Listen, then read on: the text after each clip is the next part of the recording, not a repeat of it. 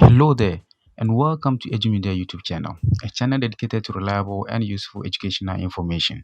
Today, we're going to look at the mandatory document needed for Ghana passport application and how you can acquire such documents.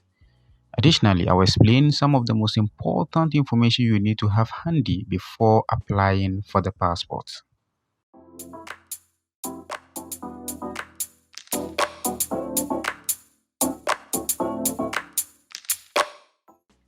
The Ghana passport is one of the most powerful passports across Africa and the world. This is an important document that every citizen must own, especially if they want to travel outside the country. It is issued by the Ministry of Foreign Affairs and Regional Integration. It contains security features and functions as an identification tool that serves as proof of your Ghanaian citizenship. It allows you to travel freely to other countries under the protection of the Ghana government. Now, if you are curious about security features embedded in your passport and what makes it recognized as a passport, then check out the video in the description section below. To acquire this booklet, there are processes that needs to be followed, and there are important information that you will need to provide. I'm going to categorize these documents and information into two groups. One, the physical document, and two, the written information. For the physical document, we have the birth certificate, Ghana card, appointment letter, and affidavit. The birth certificate is proof of your Ghanaian citizenship. It is the basic mandatory document that you need to provide before you can apply for the passport. To acquire this document, you need to visit the birth and death registry in any district or regional hospital. They will ask for information such as your name, parent name, their hometown and occupation, and of course, your date of birth and place of birth.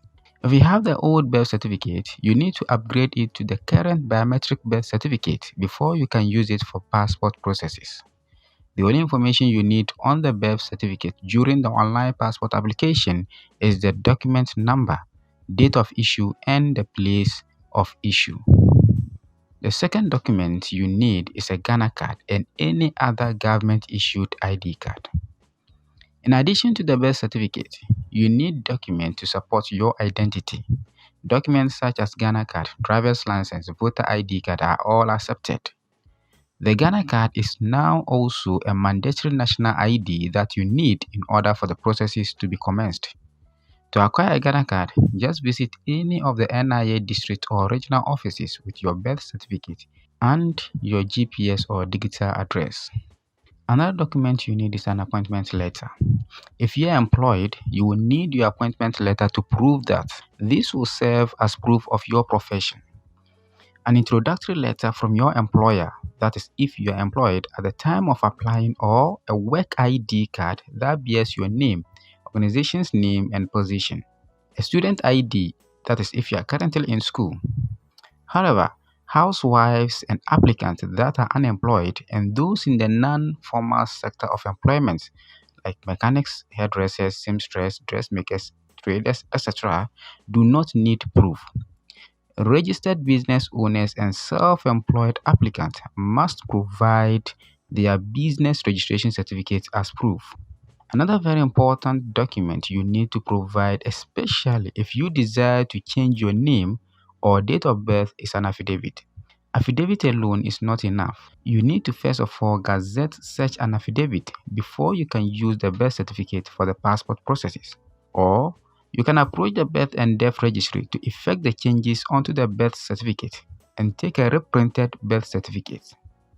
I would like to remind you that none of these documents will be uploaded during the online application process. The original copies of these documents will be inspected at the Passport Application Center during the face-to-face and biometric capture interview. The second category I want to look at is the written information. For the written information, you need a passport-sized photograph.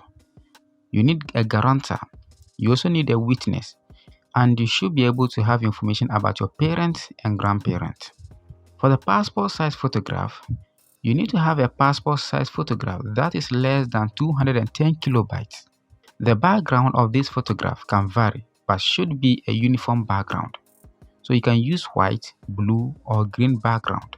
Just make sure it's a uniform color. This is not the photograph that will be on your final passport. During the interview and data capture at the Passport Application Center, a new photograph will be captured. Remember that the dress code should not be white when you are going for the biometric data capture. The next information you need to have is about your guarantor. You have to provide 2 guarantors. A guarantor must be a relative but not a parent. He or she cannot be a witness to this same passport application. Your application will not be processed if you don't comply with this particular directive. These guarantors, by their undertaking, are deemed to have agreed jointly and severally to pay all expenses that may be incurred by the government on you in the event of repatriation or any emergency. Your application should be witnessed by a person in one of the following categories to whom you are personally known: a senior clergyman or woman, like a pastor or a reverend father, commissioned officer of the armed forces, a senior civil or public servant, a registered medical practitioner, a solicitor or barrister, or a head of recognized educational institution. The same person you take as your witness cannot be a guarantor to this particular passport application you are filling. Your application will not be processed if you don't comply with this directive. Note that the witness will need to stamp and sign on the completed printed application form. The final aspect I want to look at is the parent details. You need to have details such as full name, nationality, hometown, and contacts of your parents. Additionally, you would have to provide details of one of your grandparents. Now, before I bring this video to an end, I would like you to pay heed to the following warning. During the online passport application process, you will see this warning message. You should be mindful of it and make sure you provide the right and true information. The statement goes as: making a statement which is to your knowledge and true for the purpose of procuring a passport for yourself or any other person is an offense under Criminal Offences Act 1960, Act 29, and is liable on conviction to a fine not exceeding 500 penalty units or to a term of imprisonment not exceeding 2 years, or both the fine and the imprisonment. Such willful false statement and the like may jeopardize the validity of the application or submission or any use resulting therefrom. Therefore, if you are providing a guarantor, the rule is to provide someone who is a relative but not a parent. If you ignore this and decide to provide someone who isn't a relative as a guarantor, well, you might think you are wiser, but when the law catches up on you, you'd regret it. This is all that I have for you in this video.